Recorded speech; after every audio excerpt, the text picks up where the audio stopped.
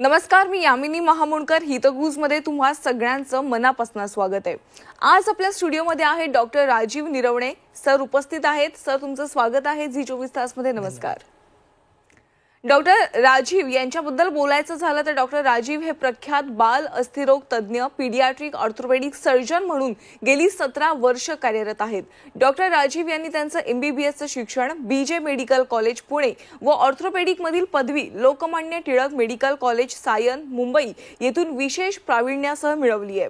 तसंच डॉक्टर राजीव यांनी institute for paediatrics orthopaedic disorders Mumbai येथून बालरोग विषयक ऑर्थोपेडिक डिसऑर्डरचं स्पेशल असं प्रशिक्षण घेतलंय.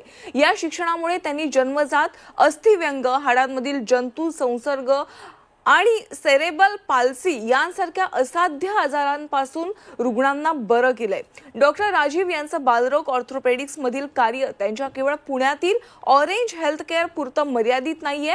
ते आपली अविरत सेवा दर शनिवारी वाशी, नवी मुंबई, पनवेल तसंच महिन्याच्या 3ऱ्या शुक्रवारी जळगाव आणि शनिवारी धुळे येथे गेल्या 14 वर्षांपासून देत आहेत. जास्तीत जास्त लहान मुलांना त्यांच्या हाडांच्या वेगवेगळ्या आजारांपासून लवकरात लवकर बरं करणं हेच डॉक्टर राजीव यांचं ध्येय आहे. सर, महत्त्वाचा विषय आहे लहान मुलांमधील हाडांची काळजी कशी घ्यायची आहे, त्याविषयी तुम्ही योग्य माहिती देणार आहे. तर सुरुवातीला एक महत्त्वाचा प्रश्न की ऑर्थोपेडिक स्पाइन सर्जरी, कृत्रिम सांधेरोपण यांसारख्या सुपर स्पेशालिटी ब्रांचेस सध्या उपलब्ध आहेत, पण तुम्ही तिकडे न जाता पीडियाट्रिक्स ऑर्थोपेडिकची निवड का केलीत? बेसिकली लहान मुलांचं जे विश्व आहे ते थोडंसं वेगळंच आहे.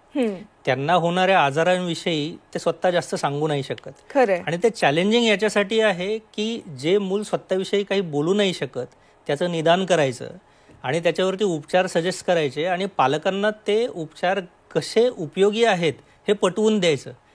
ओव्हरऑल हा एक तसं म्हटलं तर थोडासा चॅलेंजिंग सब्जेक्ट आहे. आणि दुसरं की त्याची जी व्याप्ती आहे, लहान मुलांचे हे जे आजार आहेत हे समाजाच्या सगळ्या थरांमध्ये आढळतात. पण आपण असं म्हणूयात की जे लो सोशो इकॉनॉमिक ग्रुप आहे त्याच्यामध्ये ह्यांचे प्रॉब्लेम जास्त दिसतात आणि त्यांना माझा एक सामाजिक बांधिलकी म्हणा किंवा त्या अनुषंगाने मग मी या विषयाकडे माझा जास्त फोकस घेतला.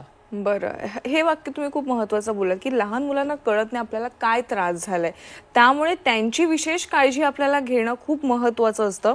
पण डॉक्टर, लहान मुलांच्या हाडांच्या रचनेमध्ये काही असा विशेष फरक असतो का मोठ्यांच्या कम्पॅरेटिव्हला? कसं असतं, लहान मुलांची जी हाडं असतात ती सॉफ्ट असतात आणि एक्सरेवरती त्याचं जे दिसणं असतं ते कम्पेअर्ड टू ॲडल्ट्स, मोठ्या माणसांच्या जे हाडांची जी रचना असते त्याच्यामध्ये फरक तोच असतो की जो कोवळं सॉफ्ट कार्टिलेज हे एक्सरेवर दिसत नाही. मग त्याला जर काही मार लागला तर त्याचं निदान एक्सरेवरती होणं हे महत्त्वाचं असतं आणि ते तिथं मिस झालं तर पुढे त्यांना प्रॉब्लेम्स येतात.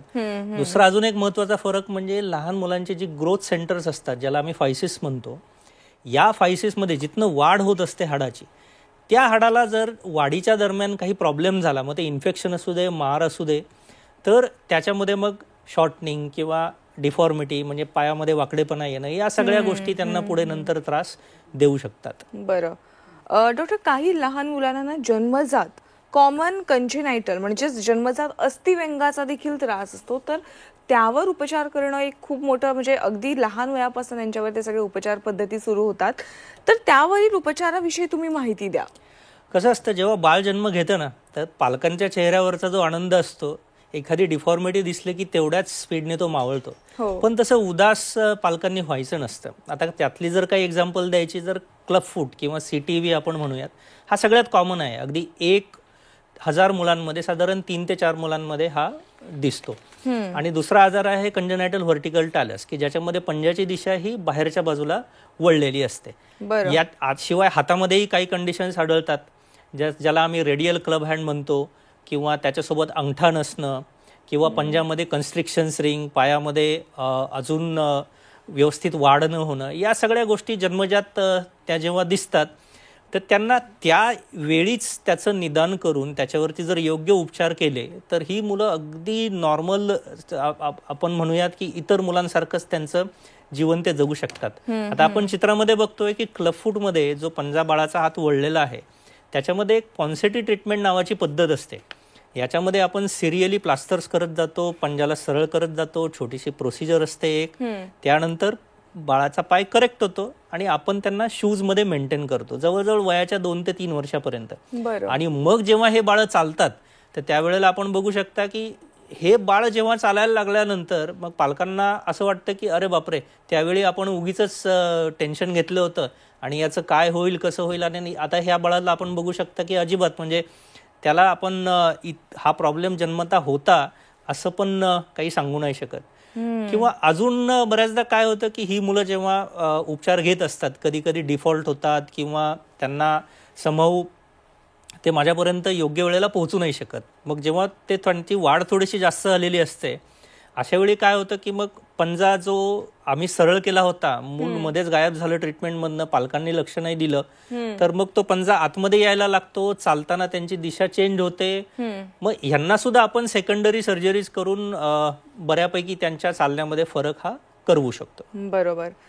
मुळात सर, बाळ जन्माला येणं हे आईवडिलांच्या आयुष्यातलं सगळ्यात मोठं सुख असतं. पण समजा एखादं बाळ जन्मजात त्याला अस्थिव्यंग आलं तर अनेक पॅरेंट्स हतबल होऊन जातात, निराश होऊन जातात आणि खूप खचून जातात. तर अशा बालकांच्या पालकांसाठी तुम्ही काय सल्ला द्याल? त्यांना काय काळजी घ्यावी, कशा पद्धतीने मुलाची त्या काळजी घ्यावी याविषयी तुम्ही काय सांगाल? आणि कंजेनायटल इंटरनल प्रॉब्लेम्स कोणकोणते असू शकतात?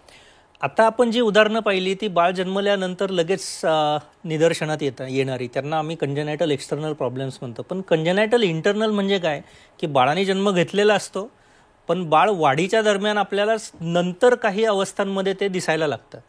जसं की या 2 हाताची जी हाडं असतात ती वेगळी वेगळी नाही आहेत, ती चिटकलेली राहतात आणि मग बाळाच्या हाताचा वापर नीट ते करू नाही शकत. प्रसाद घे म्हटलं की ते हात असं नाही करू शकत, त्याला असं करायला लागतं. हा एक प्रॉब्लेम जेव्हा जाणवतो. किंवा दुसरा प्रॉब्लेम असतो, बाळ जेव्हा चालायला लागतं त्यावेळेला नॉर्मल ज्या पंजाचा शेप असायला पाहिजे, जशी डायरेक्शन असायला पाहिजे तशी न करता ते वाकडं करून चालायला लागतं. आणि मग जेव्हा पालकांच्या लक्षात येतं की अरे याला प्रॉब्लेम आहे आणि मग त्यावेळेला एक्सरे काढला जात होतं, तो हिपचा सांधा जो आहे तो हा सटकलेला आहे. बरं, आता पालक ॲक्च्युली काही चाणाक्ष पालक मात्र याचं निदान थोडंसं एक चांगल्या पद्धतीने स्वतःसुद्धा करू शकतात. जसं की आपण बघतो की ते बाळाचे पालक आपल्याला बघतात आहे की हाताची मुवमेंट कशी आहे, मग मुवमेंट पूर्ण होत नाहीये म्हणजे काहीतरी प्रॉब्लेम आहे. आणि मग यांना जेव्हा किंवा चालताना जसं बघतोय आपण की ती पायाची दिशा बाहेर जाते, पण जेव्हा आम्ही त्या पालक जेव्हा त्यांना बघतात आणि पाय फाकवल्यानंतर अरे डावी मांडी टेकतच नाहीये, उजवी मांडी टेकतीये, म्हणजे काहीतरी प्रॉब्लेम आहे. आता या वयामध्ये जर बाळ माझ्याकडे आलं तर त्याला केवळ आणि केवळ एक छोटासा बेल्ट आहे ज्याच्यामध्ये तो सांधा बसवला जाईल.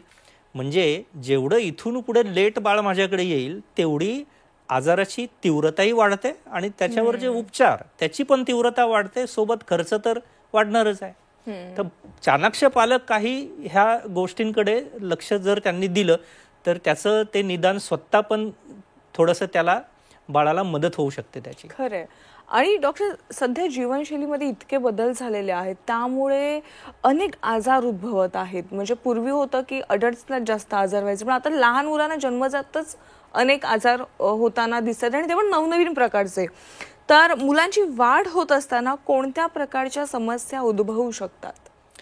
नॉर्मली मुलं जेव्हा वाढत असतात त्यावेळेला त्यांच्या वाढीच्या टिपिकल अवस्था असतात. बोईंग ऑफ लेग्स म्हणजे पायामध्ये ही जी गॅप आहे ही साधारण 2 वर्षापर्यंत राहते. मग त्यानंतर गुडघे जवळ येतात, पाय दूर होतात. हे होतं 2 ते 4 वयामध्ये आणि मग 4 ते 6 मध्ये हाडांची वाढ व्यवस्थित प्रकारे होते. पण या दरम्यान जर त्यांना काही प्रॉब्लेम्स आले ज्याच्यामध्ये सगळ्यात महत्त्वाचं असतं व्हिटॅमिन डी ची कमतरता, मुलं उन्हात जात नाहीत, हाडं सॉफ्ट बनतात आणि मग अशा वेळी काय होतं की ज्या स्थितीमध्ये त्याला व्हिटॅमिन डी ची कमतरता आली तिथेच ते होतं. म्हणजे हे बोईंग जे 2 वर्षाला करेक्ट व्हायला पाहिजे ते झालंय, आता बाळ 4-5 वर्षाचं झालंय तरी पायामध्ये प्रॉब्लेम आहे. किंवा हे नॉकिंग करेक्ट व्हायला पाहिजे ते पण तसंच परसिस्ट राहिले. मग अशा वेळी आम्हाला काय करायला लागतं की ही जी वाढीची अवस्था असते या वाढीच्या अवस्थेचा उपयोग आपण ट्रीटमेंटच्या मध्ये करतो. आता फॉर एक्झाम्पल पाय जेव्हा अशा प्रकारे बेंड आहे मग आम्ही काय करतो, आतल्या बाजूची वाढ एक छोटीशी सर्जरी असते, छोटीशी क्लिप टाकली जाते, इथली वाढ थांबते, हे वाढत राहतं आणि हाड ग्रॅज्युअली सरळ होतं. पण जेव्हा ही वाढीची अवस्था संपते आणि बाळं ज्या वेळेला 14, 15, 16 वर्षाची होतात आणि माझ्याकडे येतात, मग अशा वेळी मला त्याची जी शस्त्रक्रिया आहे त्याच्यामध्ये हाडाला कट करणं, मग सरळ करणं, मोठी स्क्रू प्लेट टाकणं, पहिल्यांदा एका पायाचं ऑपरेशन, मग 1.5-2 महिना त्याच्यावरती विश्रांती, वजन नाही देणं आणि मग दुसऱ्या पायाची सर्जरी. म्हणजे जे ऑपरेशन जर बाळ वाढीच्या वयामध्ये केलं असतं, ज्याच्यामध्ये केवळ छोटंसं त्याच्यामध्ये इन्सिजन असतं, छोटंसं इम्प्लांट असतं आणि ते केल्यानंतरही बाळ त्याच्या नॉर्मल ऍक्टिव्हिटीज, शाळेत जाणं वगैरे या सगळ्या क्रिया करू शकतं. पण जेव्हा पालक ही प्रोसिजर त्या सांगितलेल्या वेळेला करत नाहीत आणि जेव्हा वाढ संपते आणि मग मला ऑस्टिओटॉमी जेव्हा करावी लागते, तेव्हा त्यांचं हे मॉर्बिडिटी म्हणजे शस्त्रक्रियेचं प्रमाण पण वाढलं, प्लस स्कूलमधनं अब्सेन्स, शिवाय या ऑस्टिओटॉमीचे प्रॉब्लेम्सही आहेत ना, इन्फेक्शन होणं, हाड न जुळणं. म्हणजे जी गोष्ट केवळ छोट्याशा सर्जरीमध्ये वाढीच्या वयामध्ये शक्य होती, उगीच आपण त्याच्यासाठी मोठी सर्जरी स्वतःहून ओढवून घेतली दुर्लक्ष केल्यामुळे असं होतं. डॉक्टर, काही फोटोग्राफ्स दिसते त्याच्यामध्ये ना लहान मुलांच्या खुब्यांच्या सांध्यांमध्ये काही व्याधी दिसून येतात मला, तर त्या उपचारांविषयी तुम्ही काय सांगाल? अगदी थोडक्यात सांगा. आणि आता काय आहे की ही मुलं जेव्हा वाढतायत, ओबेसिटी त्यांच्यामध्ये बऱ्यापैकी येते आहे आणि याच्यामध्ये हिपचा जो सांधा असतो त्याच्यामध्ये जे ग्रोथ सेंटर असतं तिथनं ते फायसिस सटकतं. म्हणजे ती मुलं चालताना सरळ नाही चालत, तर वाकडी दिशा करून चालतात. आता असं ज्या वेळेला असतं तर त्यावेळेला मग हा सांधा असाच सोडला तर तो त्याचं आयुष्यभर साथ नाही देणार आहे आणि साधारण वयाच्या 20-21 वर्षाच्या नंतर तर तो सांधा पूर्ण खराब होईल. मग अशा वेळी एक शस्त्रक्रिया असते, अत्यंत ती कॉम्प्लिकेटेड शस्त्रक्रिया आहे, ज्याच्यामध्ये तो पूर्ण सटकलेला सांधा बसवून त्याला हाडाची दिशा सरळ केली जाते, ज्याला मॉडिफाईड डन ऑस्टिओटॉमी म्हणतात. आणि आपण बघू शकता आता की वयाच्या 13व्या वर्षी केलेली सर्जरी, तो बाळ अगदी छान दोन्ही पाय सरळ व्यवस्थित ठेवून मांडी घालून बसता येते आणि मग हा सांधा त्याचा पूर्ण आयुष्यभर साथ देणार आहे. म्हणजे एक प्रकारे याला हिप प्रिझर्वेशन सर्जरी अशा प्रकारचं नाव याला दिलं जातं. बरोबर.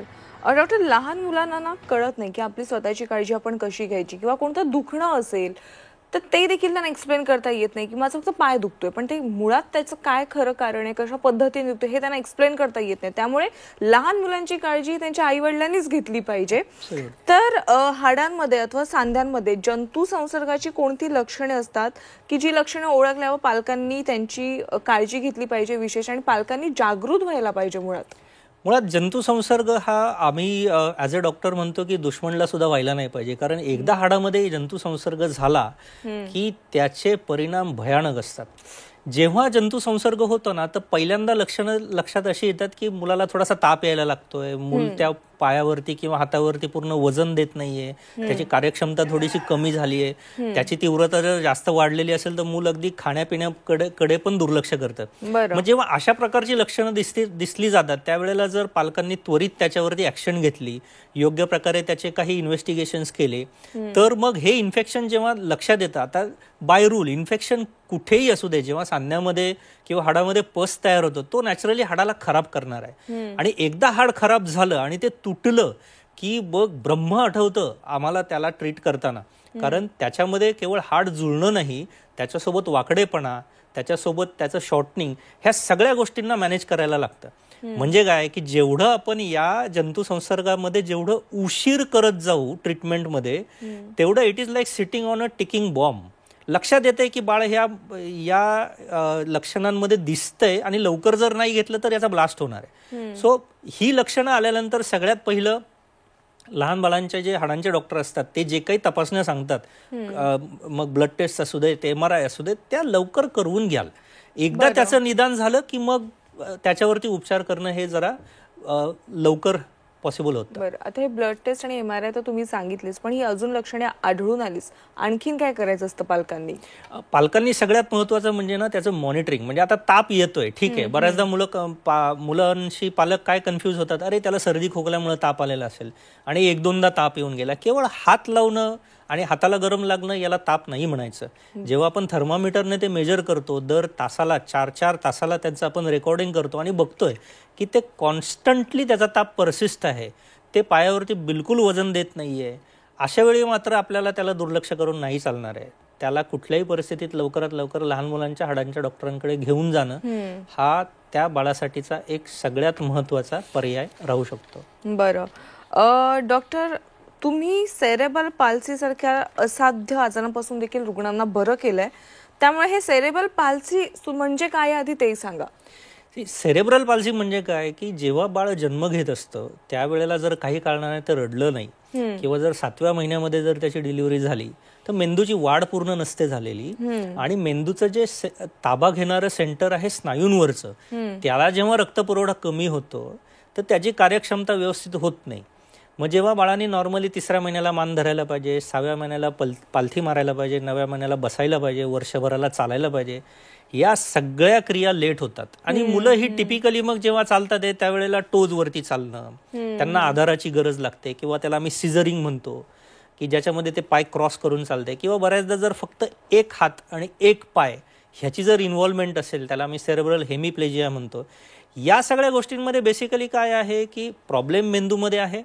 आणि जे स्नायूचं कोऑर्डिनेशन, म्हणजे मेंदू जेव्हा आज्ञा देतो पंजाच्या स्नायूला की तू पंजा वरती कर, त्यावेळेला ह्या दुसऱ्या स्नायूला आज्ञा मिळणं आवश्यक असतं की तू पंजा ओढू नको. पण हेच कोऑर्डिनेशन त्या मुलांमध्ये होत नाही.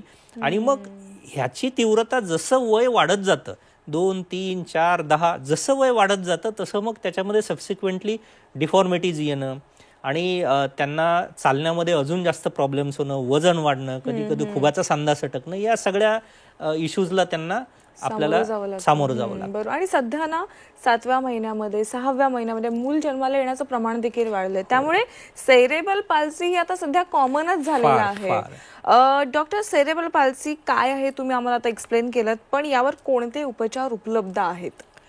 जसं मी तुम्हाला म्हटलं की सेरेब्रल पाल्सी हा एक अत्यंत महत्वाचा पार्ट याच्यासाठी आहे की इजा आहे मेंदूला, आणि जसं बाळ वाढत जाणार आहे त्याची तीव्रता बदलणार आहे. सो ह्यांचं ना अक्षरशः शाळेसारखं असतं की आपल्याला ऍडमिशन घेतल्यानंतर पहिलीचा अभ्यास, दुसरीचा अभ्यास, तिसरीचा अभ्यास, आणि जसा अभ्यास वाढत जातो वय त्या हिशोबाने अभ्यास चेंज होतो. तर या मुलांना पहिले काही जे 2-3 वर्षाचा जो कालावधी असतो त्याच्यामध्ये फिजिओथेरपिस्टचा फार महत्वाचा रोल आहे की ही मुलं जी ऍक्टिव्हिटी करू नाही शकत आहेत त्यांना हळूहळू ट्रेन करणं, मग त्याच्यावरती पालकांनी विशेष मेहनत घेणं. म्हणजे फिजिओथेरपी पहिले 2-3 वर्ष केल्यानंतर मग नेक्स्ट स्टेप येते की ज्याला स्पास्टिसिटी कंट्रोल, म्हणजे याच्यामध्ये काय जे मी मगाशी म्हणत होतो की स्नायूंमध्ये जे आहे कोऑर्डिनेशन हे व्यवस्थित होत नाही. मग अशा वेळी आम्ही काय करतो, एक बॉट्युलिनम टॉक्सिन थेरपी असते ज्याच्यामध्ये जो कडक स्नायू आहे त्या कडक स्नायूमध्ये ते औषध इंजेक्शनच्या द्वारे सोडलं जातं. ऑफकोर्स हे भूल देऊनच केलं जातं. आणि त्याच्यानंतर मग तो स्नायू जेव्हा शांत होतो आणि मग आपल्याला त्याच्यावरती आपण मेहनत करवतो, पालकांना त्याला कसा तो स्नायू वापरायचा हे बाळाला शिकवलं जातं, आणि मग बाळ ते स्नायू जेव्हा वापरायला लागतं तेव्हा आपण बघू शकता की चालण्यामध्ये ज्याचा पहिला अजिबातच वरती होता, टाच टेकवत नव्हती आणि ज्याला आधार लागत होता, ते बाळ आता या ट्रीटमेंट नंतर छानपैकी टाच टेकतंय, स्वतःचा पूर्ण बॅलन्स घेते आणि इंडिपेंडेंटली चालतंय. बरं, आता केवळ उपचार इथे नाही थांबणार आहे, तर हे बाळ जसं मोठं होणार आहे त्याची तीव्रता अजून बदलेल. मग त्याच्या गुडघ्यांमध्ये प्रॉब्लेम्स येतील, बाकीच्या सांध्यांमध्ये प्रॉब्लेम्स येतील, मग त्याला त्या हिशोबाने आपल्याला पुढे उपचार हे करणं भाग पडतं. बरोबर. आणि मुळात वेळोवेळी याचा फॉलोअप घेणं देखील गरजेचं आहे. अगदी बरोबर. डॉक्टर, सर्जरी करताना भूल दिली जाते, पण पालकांना याचीच जास्त भीती असते की भुलीचं जे इंजेक्शन दिलं जातं किंवा भूल दिली जाते त्याचे काही दुष्परिणाम होतात का लहान मुलांवर? मी समजू शकतो, कारण जेव्हा आम्ही कुठल्याही ऑपरेशनसाठी जेव्हा आम्ही पालकांना काही सांगतो की ही ऑपरेशन करायचंय, त्यांचा पहिला प्रश्न असतो, सर ते भूलचं काय, भूलचे काय दुष्परिणाम असतात? ऍक्च्युली कसं आहे, भूल म्हणजे काय, आपण बाळाला फक्त शास्त्रशुद्धरित्या झोपवतोय. आता झोपण्याचा काय दुष्परिणाम असेल सांगा बरं? झोपवतोय म्हणजे काय, सलाईन मधनं छोटंसं औषध दिलंय, बाळ झोपलंय. मला हाताची सर्जरी करायची, आजकाल भूलतज्ञांच्या किंवा भूलशास्त्रामध्ये एवढी प्रगती झाली आहे की मला फक्त जर हाताची सर्जरी करायची तर फक्त हात बधीर केला जाईल, पायाची सर्जरी करायची तर फक्त पाय बधीर केला जाईल, पण सोबत बाळाला फक्त झोपवण्याचं औषध दिलेलं असतं. त्याचे काही दूरगामी परिणाम होणं हे इम्पॉसिबल आहे. म्हणजे तो अक्षरशः बाळबोध प्रश्न म्हणूया ना, असंच मला म्हणावं लागेल. पण एक मिथ तयार झालेली आहे की भुलीच्या इंजेक्शनचे किंवा भुलीचे जे औषध देतात त्याचे दुष्परिणाम होतात, पण तसं नाहीये. बरोबर. डॉक्टर, जाता जाता एक सगळ्यात महत्वाचा प्रश्न की लहान मुलांच्या पालकांसाठी तुम्ही काय संदेश देऊ इच्छिता, कशा पद्धतीने त्यांची काळजी घेतली पाहिजे? सुरुवातीला जसं मी सांगितलं की ही मुलं स्वतःविषयी बोलू नाही शकत, स्वतःच्या आजाराविषयी सांगू नाही शकत, आणि जेव्हा त्यांना आम्ही काही उपचार करायचे आहेत, आता पालक जेव्हा माझ्याकडे येतात त्यावेळेला त्यांचं सगळ्यात पहिल्यांदा काय असतं की माझ्या बाळाला काही झालं नाही पाहिजे. म्हणजे ते विचार करतात ते हृदयात. बाळाच्या आजाराविषयीची शास्त्रशुद्ध माहिती कोणाला आहे? मला. मग मला काय करावं लागतं की त्याला काय लागणार आहे त्याची पूर्ण सांगड घालून, म्हणजे हृदय आणि मन या दोघांची मला सांगड घालून आणि बुद्धीचा विचार करून त्यांना पालकांना हे पटवून द्यावं लागतं ॲज देअर लॉयर, की बाबा मला हा प्रॉब्लेम आहे आणि याच्यासाठी मला हे उपचार करणं जरुरी आहे. सो जे मूल स्वतःविषयी निर्णय नाही घेऊ शकत, पालकांनी त्याच्याविषयी निर्णय जेव्हा घेण्याची पालकांमध्येही पूर्ण क्षमता नसते, अशा वेळी हे लहान मुलांचे जे ऑर्थोपेडिक सर्जन्स माझ्यासारखे आहेत ते जेव्हा निर्णय घेतात, तर माझं पालकांना एवढीच विनंती असेल की कृपया त्या जो काही निर्णय दिलेला आहे त्याला तुम्ही अगदी योग्यरित्या फक्त फॉलो करा, कारण आम्ही जो निर्णय देतोय हा बाळाचं पूर्ण आयुष्य बदलवणारा निर्णय आहे. आणि मग तो पॉझिटिव्हली घ्यायचा की निगेटिव्हली घ्यायचा, तुम्ही जसं घ्याल त्याच हिशोबाने ते तो रिझल्ट दिसेल. नक्कीच. डॉक्टर, आज तुम्ही हितगुजमध्ये आलात आणि छोट्यांच्या हाडाची मोठी गोष्ट या विषयावर योग्य माहिती दिलीत, पालकांना योग्य सल्ला दिलात, त्याबद्दल तुमचे मनापासून आभार आहेत. धन्यवाद. धन्यवाद. हितगुजमध्ये वेळ झाली आज इथेच थांबण्याची. ताज्या घडामोडींसाठी तुम्ही पाहत राहा झी 24 तास.